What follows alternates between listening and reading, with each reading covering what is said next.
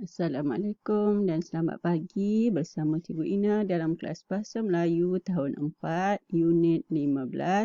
Aku anak watan. Okey, tajuk yang akan kita belajar pada hari ini adalah kemudahan untuk insan istimewa. Murid-murid boleh merujuk halaman 105 buku teks Bahasa Melayu SK tahun 4. Okay. Kemahiran yang akan kita belajar pada hari ini adalah kemahiran tata bahasa. Murid-murid akan membina ayat tunggal dengan menyusun semula perkataan yang diberi. Okay. Mari kita lihat. Okay. Kemudahan untuk insan istimewa. Zara dan rakan-rakannya membaca brosur untuk kemudahan membaca brosur tentang kemudahan untuk insan istimewa. Okay. Pada kali ini, murid akan diberi perkataan dan perlu menyusun perkataan tersebut. Okay, ini adalah contoh yang telah diberikan. Contoh pertama, perkataan terdapat 4 perkataan. Lift menggunakan khas orang kurang upaya. OKU. Ayat yang telah dibina adalah orang kurang upaya OKU menggunakan lift khas. Okay. Contoh yang kedua, khas bergerak memudahkan OKU lift. Okay. Oleh kerana tadi kita menceritakan tentang lift, jadi lift khas memudahkan OKU bergerak. Okay, kita lihat. Aktiviti kedua adalah murid perlu menyusun perkataan untuk membina ayat tunggal. Okey, perkataan-perkataan yang diberi adalah tandas OKU di pusat beli belah terdapat. Okay. Perkataan kita akan mulakan dengan perkataan terdapat. Satu, terdapat tandas. Nombor 2, 3 OKU, 4 di pusat, 5 membeli belah. Okay, apabila kita dah susun dan semua perkataan telah mempunyai nombor, maka kita perlu tulis. Okay, terdapat tandas OKU di pusat beli belah. Okay. Ayat yang kedua adalah perkataan yang diberi pun masih lagi 5 perkataan. Sangat selesa tandas ini OKU. Okay. Perkataan pertama untuk ayat ini adalah tandas. Lepas tandas, tandas siapa? Tandas OKU. Ini sangat nombor 4 dan nombor 5 selesa. Kita nomborkan untuk memudahkan kita menulis ayat dan mengelakkan tertinggalnya perkataan.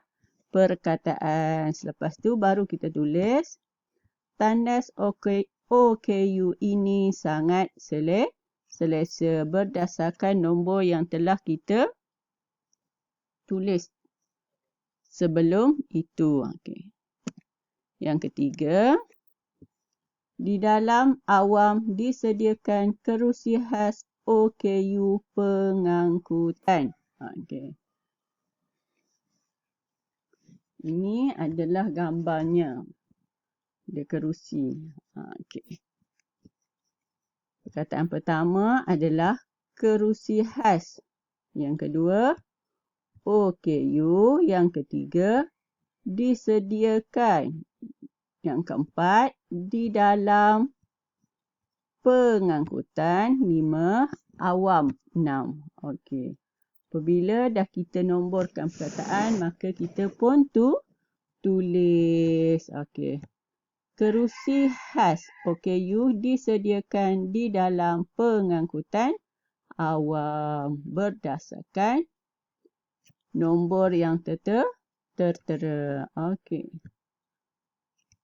Kerusi tiang di hadapan pemegang disediakan. Okay.